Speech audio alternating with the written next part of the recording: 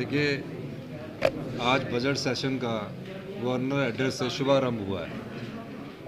हमारी सरकार ने जो व्यवस्था परिवर्तन के द्वारा जो नीतिगत बदलाव लाया उसको इसमें प्रस्तुत किया गया है, क्योंकि डाटा के साथ क्या क्या हम बदलाव करने जा रहे हैं उसका विवरण इसमें दिया गया है। 2 साल पहले जब शिक्षा के क्षेत्र में मैंने शिक्षा विभाग की बैठक ली थी, उस समय क्वालिटी एजुकेशंस में हम 21वें स्थान पर थे देश में। असर का जो सर्वे हुआ 2 साल में हमारी नीतियों में परिवर्तन हुआ, उन नीतियों के परिवर्तन के कारण आज हम पहले नंबर पर आए हैं। मेरा मानना है कि इस प्रदेश में जब हमारी सरकार ने सत्ता संभाली थी, ना क्वालिटी एजुकेशन थी, ना क्वालिटी हेल्थ सिस्टम है, ना पीने के पानी की क्वालिटी है और ना ही लाइट की भी क्वालिटी है। आर्थिक दुर्दशा में इस प्रदेश को भारतीय जनता पार्टी छोड़कर गई थी।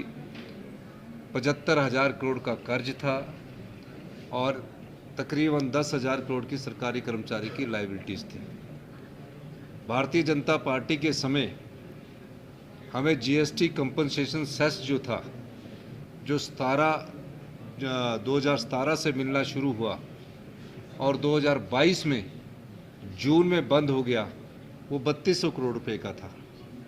भारतीय जनता पार्टी के समय जो राज्य को जो सेंट्रल स्टेट टैक्सेस के द्वारा रेवेन्यू डेफिसिट ग्रांट मिलती है, वो 2018-19 में जयराम जी के 20-21 में जयराम जी के समय में 10,000 करोड़ रुपया हुआ करती थी।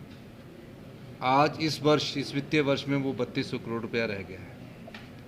हमने सरकारी कर्मचारी और अधिकारियों को ओल्ड पेंशन स्कीम दी।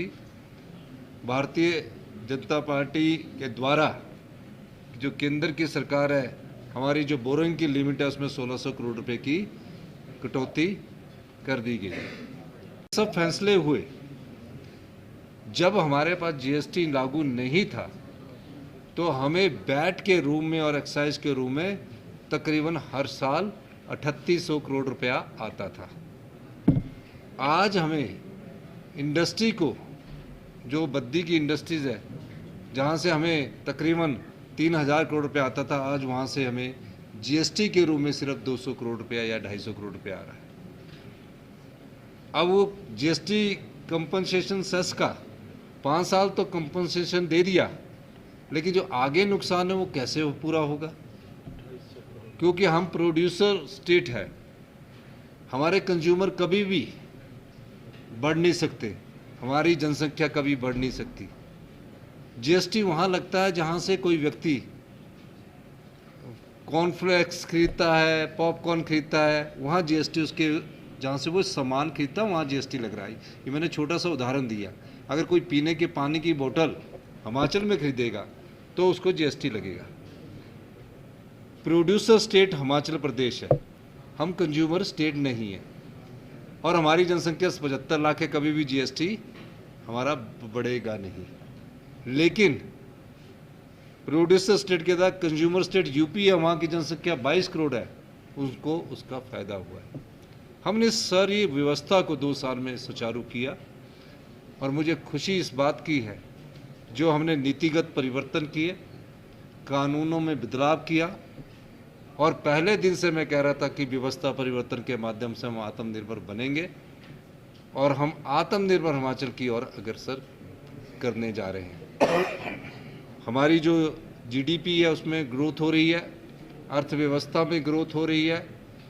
थोड़ा समय अभी कष्टदायक है, लेकिन मुझे लगता है जिस तरह हमने पिछले वित्तीय वर्ष में थोड़ी कठिनाइयों के बाद वित्तीय स्थिति का, चुनौतियों का सामना किया, आने वाले समय में हमें थोड़ी कठिनाई के साथ हम आत्मनिर्भर हिमाचल की जो परिकल्पना हमने 2 वर्ष पहले की थी, उसमें हम आगे बढ़ रहे हैं। ये इसके अलावा कई बार केंद्र के नेता आके यहाँ कहते हैं कि अगर केंद्र का अनुदान ना मिले तो ये सरकार चल नहीं सकती। संविधान ने सभी राज्यों को अधिकार दिया। जब केंद्र में कांग्रेस की सरकार थी और विपक्ष दूसरे राज्यों में बीजेपी की सरकार थी तो भी केंद्रीय अनुदान मिलता था, क्योंकि वो जो सेंट्रल स्टेट टैक्सेस का शेयर है उसके आधार पर वो टैक्सेस मिलता था। केंद्र अगर ने जो सेस लगाए हैं उसमें राज्यों को कोई पैसा राज्यों को नहीं आ रहा है। देश की जनता भी रही है, प्रदेश की जनता भी दे रही है। अब पेट्रोल और डीजल डलवाते हो तो वो जो सेस जाता है वो केंद्र सरकार की किट्टी में जाता है, उस सेस से हमें कोई हक नहीं मिलता। तो ये कहना है यहाँ भारतीय जनता पार्टी के नेताओं का आके कि ये केंद्र के अनुदान पर टिकी है, हम खैरात नहीं मान रहे। संविधान के दिए हुए अधिकारों का हम मांग करते हैं। हमारा अधिकार अभी ये है, जो एनपीएस कर्मचारियों का 9200 करोड़ के करीब, जिसमें सरकारी कर्मचारी जो एनपीएस से ओपीएस में आए उन्होंने जो ईपीएफ का अंशदान दिया 10%, वो तकरीबन 4000 करोड़, और उस अंशदान में जो सरकार का 14% का अंशदान होता है वो 5000 करोड़ रुपया जो केंद्र सरकार ने स्टॉक मार्केट में लगाया है, उसका इंस्टॉल वाइज तो हमारा पैसा वापस कर दे, वो तो हमारा पैसा है। हम तो सरकारी कर्मचारियों को ओल्ड पेंशन स्कीम दे रहे हैं। ये ठीक है कि यूपीएस की भी बात चल रही है। मैं ये कहना चाहता हूँ, इसके अलावा जब प्रदेश में इतिहास की सबसे बड़ी आपदा आई, उस आपदा में जो भारतीय जनता पार्टी प्रदेश की थी, जब ये प्रस्ताव आया कि आप प्रदेश की जनता के लिए एक प्रस्ताव पारित करें कि 23,000 घर जो बर्बाद हो गए हैं, आप इस आपदा में हिमाचल प्रदेश की सहायता करें। भारतीय जनता पार्टी ने उस समय उस प्रस्ताव का वॉकआउट किया। चर्चा कौन लाया था? चर्चा लाए थे भारतीय जनता पार्टी के लोग आपदा के समय। ये बात भी रही। फिर हिमाचल प्रदेश सरकार में अपनी टीम भेजी, आपदा का आंकलन किया गया। आंकलन करने के बाद खुद ही 10,000 करोड़ का पीडीएनए बना, आज तक वो भी नहीं मिला। हमारे कई इश्यूज है, हम कोई गरीब प्रदेश नहीं है। हमारे प्रदेश की संपदा और हमारी जो जनता है वो सबसे अमीर संपदा वाली जनता के लोग हैं हमारी। अगर हमारी संपदा को गिना जाए तो पानी हमारे पास है। आज जितने बिजली प्रोजेक्ट और बिजली कंपनियां हैं, अगर आप पानी को देखा जाए हमारी संपदा के रूप में, उसी में हमारा अधिकार मिल जाए तो हमें किसी से कोई मांगने की कुछ जरूरत नहीं है। पानी रॉ मटेरियल है। एसजेवीएनएल जो हमारे पानी से आज 67,000 करोड़ की कंपनी होगी और राज्य का बजट सिर्फ 58,000 करोड़ रुपया है। कैसे बनी? वो इस तरह बनी कि जो पानी है वो बिजली पैदा करता है। पानी रॉ मटेरियल है, पानी का रेट कभी नहीं बढ़ेगा। पानी तो भगवान जितनी बर्फ गिराएगा उसमें बढ़ेगा। उस पानी से जो बिजली बनती है, जिसको फिनिश गुड बोलते हैं, उसका रेट कभी नहीं बढ़ेगा। अगर आप थर्मल में लाओगे तो ट्रांसपोर्टेशन बढ़ेगी, सेस बढ़ेंगे। न्यूक्लियर में लाओगे उसमें पैसे बढ़ेंगे। सोलर में लगाओगे तो 5-6 घंटे बिजली आएगी।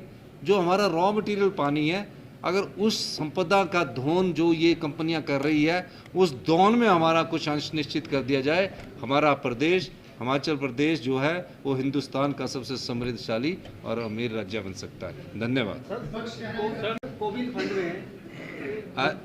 जो विपक्ष कह रहा है वो सर्वदलीय बैठक में आए। सबसे बड़ी खुशी है कि वो सर्वदलीय बैठक में आए। पिछली बार तो वो नहीं आए, प्लानिंग की बैठक में नहीं आए। अब विपक्ष ने कहा है, अभी अंदर क्या कहते हैं और बाहर क्या कहते हैं, उसके बाद बिजनेस एडवाइजरी कमेटी में बात जाती है। बिजनेस एडवाइजरी कमेटी जो कहेगी उसके हिसाब से आगे कार्य किया जाएगा। बहुत बहुत धन्यवाद। और फिक्र हमेशा मेरे साथ रहता है। भूषण ज्वेलर्स, अनमोल रिश्तों के लिए।